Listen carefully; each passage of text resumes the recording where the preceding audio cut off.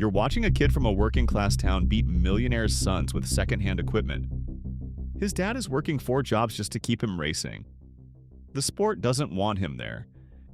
The establishment thinks he doesn't belong, but he becomes the most successful Formula One driver in history and changes the entire sport forever. This is the Lewis Hamilton story, and trust me, there will never be another one like it. Lewis Hamilton was born in 1985 in Stevenage, a small working-class town in England. And let me be clear, Stevenage wasn't producing Formula One champions. This was a place with council estates, concrete housing blocks, and chain-link fences around football pitches. No luxury, no glamour, nothing close to the world of motorsport. Lewis's parents separated when he was just 2 years old. He lived with his mom until he was 12, then moved in with his dad, Anthony, his stepmom, and his half-brother Nicholas, who was born with cerebral palsy. Money was tight, really tight. But here's where the story gets interesting. Young Lewis was absolutely obsessed with speed. He'd watch Formula One races on TV, completely mesmerized by drivers like Ayrton Senna racing through the rain. One Christmas, his dad, Anthony, bought him a remote-controlled car. Just a simple toy. But for Lewis, it changed everything. He didn't just play with it, he mastered it. He was beating older kids, beating adults at RC car competitions. His reflexes were insane. His instinct was natural, and his talent was undeniable. That's when Anthony made a decision that would change both their lives forever. He promised to support Lewis's racing dream. But there was one massive problem. Karting, which is where all racing drivers start, wasn't just expensive. It was borderline impossible for working-class families. We're talking thousands and thousands of pounds just to compete. Most kids racing against Lewis had personal coaches, corporate sponsorships, factory-fresh equipment, and wealthy parents funding everything. So what did Anthony do? He worked 4 jobs. IT contractor during the day, dishwasher at night, putting up signs, laying driveways, anything to keep fuel in the cart and tires on the wheels. 4 jobs, just so his son could chase a dream. Think about that sacrifice for a second. Lewis entered competitive karting at age 8, and immediately people noticed something different about him. He wasn't just fast, he was aggressive, fearless, and shockingly mature for his age. He raced like his hero Senna, always on the edge, always committed, never backing down. By age 10, he won his first British karting championship. Then came the moment that sounds too good to be true, but it actually happened. At the 1995 Autosport Awards, 10-year-old Lewis walked up to a man named Ron Dennis, the boss of the McLaren Formula One team. One of the most powerful people in motorsport. And this kid, barely tall enough to reach Ron's shoulder, looked him in the eye and said, "Hi, I'm Lewis Hamilton. I won the British Championship, and one day I want to race for your team." Ron Dennis smiled, signed his autograph, and wrote, "Call me in 9 years. We'll sort something out then."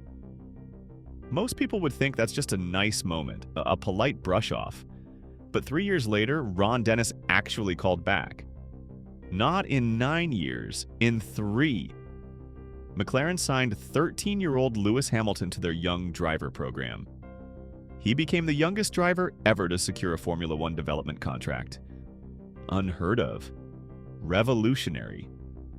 A black kid from a working-class town now backed by one of the biggest teams in racing, Mercedes stepped in with support too.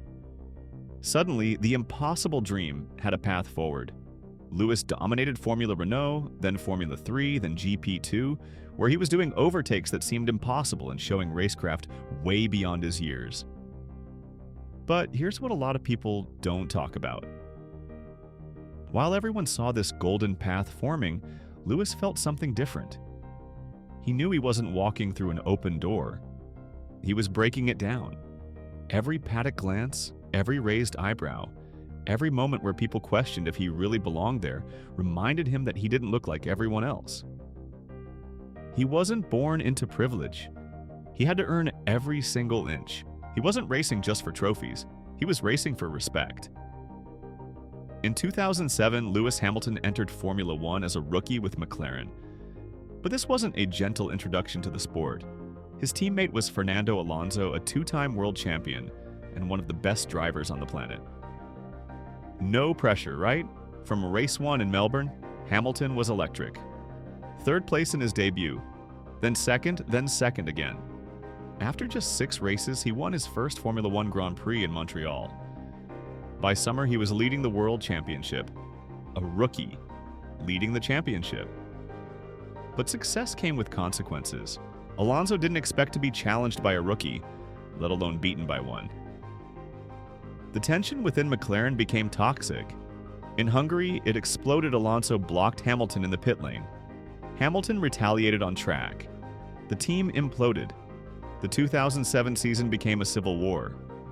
In the final race, Hamilton still had a shot at the championship, but a gearbox problem and a costly mistake ended his hopes. He lost the title by 1 point, one single point in his rookie season. Heartbreaking? Absolutely. But it wasn't a failure, it was a warning to every driver in Formula One. Lewis Hamilton was ready, and the next year he proved it. 2008 was redemption year. Hamilton came back with one mission: finish what he started.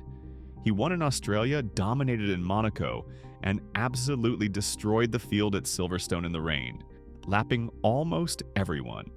But Formula One is never simple. The championship went down to the final race in Brazil. Felipe Massa crossed the finish line first. Brazil erupted. For 38 seconds, they thought Massa was world champion. But in the final corner of the final lap, Hamilton overtook Timo Glock in the rain, securing 5th place, just enough to win the championship by 1 point. The crowd fell silent. The Hamilton camp exploded. At 23 years old, Lewis Hamilton became the youngest world champion in history at that time.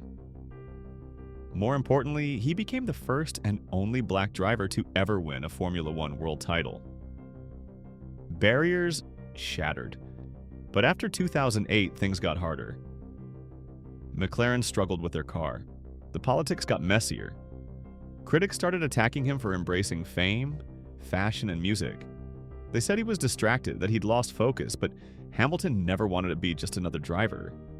He wanted to be himself, fully and unapologetically. By 2012, he made a decision that shocked the entire sport. At the end of 2012, Lewis Hamilton left McLaren, the team that raised him, to join Mercedes, and everyone thought he'd lost his mind. Why Mercedes? They'd won just 1 race in 3 years. Their car was inconsistent. Their future was uncertain. People said he'd ruined his career, that he'd never win another championship. But Hamilton knew something others didn't. Mercedes was preparing for a revolution. In 2014, Formula One was switching to new hybrid turbo engines, and Mercedes was building a monster.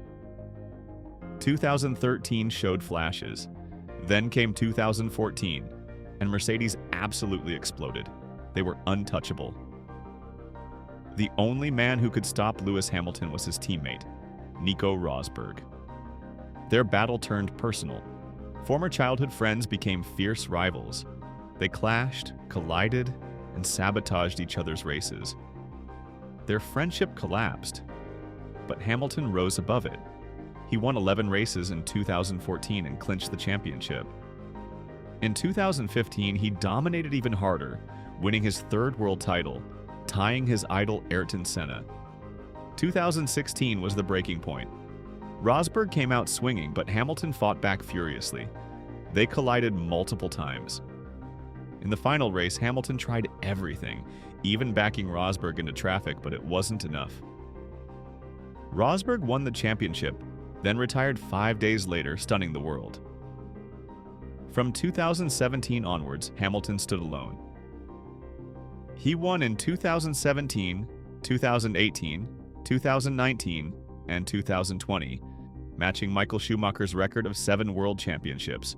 He was now tied with the greatest of all time. But here's what makes Lewis Hamilton different from every other champion.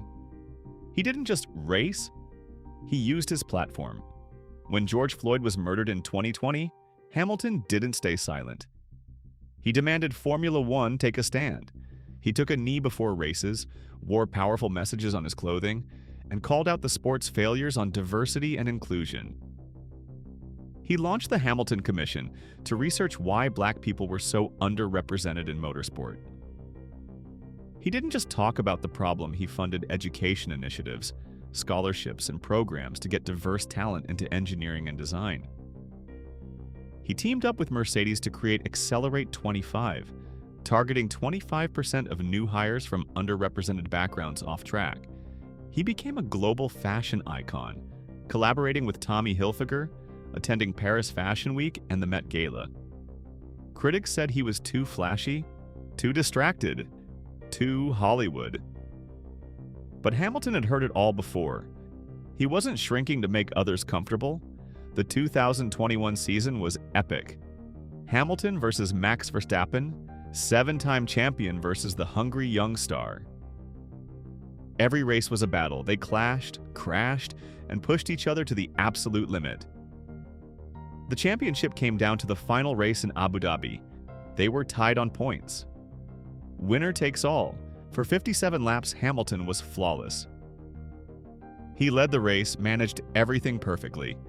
The 8th World Championship was within reach. Then came the most controversial moment in Formula One history. A late crash brought out the safety car. Race director Michael Masi made an unprecedented decision that let Verstappen, on fresh tires, restart directly behind Hamilton. With 1 lap to go, Verstappen overtook him. Hamilton lost the race, lost the championship, lost history. The outrage was immediate. Mercedes protested, but the result stood: Verstappen was champion. Hamilton didn't speak publicly for weeks. For the first time, people wondered if he'd come back. But he did. 2022 and 2023 saw Mercedes struggle with their car. Hamilton went winless for the first time in his career. The 8th title remained just out of reach. Then in 2024, Hamilton shocked everyone again. He announced he was leaving Mercedes to join Ferrari for 2025. At 40 years old, he's chasing one final dream, trying to end Ferrari's championship drought and write the ultimate storybook ending. Will he win that 8th title? Nobody knows. But here's the thing about Lewis Hamilton's legacy. It's not really about the numbers anymore. He didn't just rewrite the record books. He rewrote what a Formula One driver could be. A champion, an activist, a fashion icon, a disruptor, a voice for change. He broke barriers others were afraid to approach. He made the sport listen when it wanted to stay silent. He carried the weight of being the first and only Black driver in Formula One, and he used that platform to open doors for others.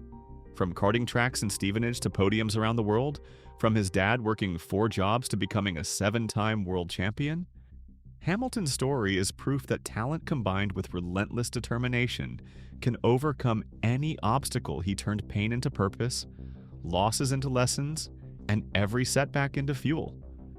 Whether or not he wins that 8th title, whether or not Ferrari becomes his final triumph, one truth is undeniable.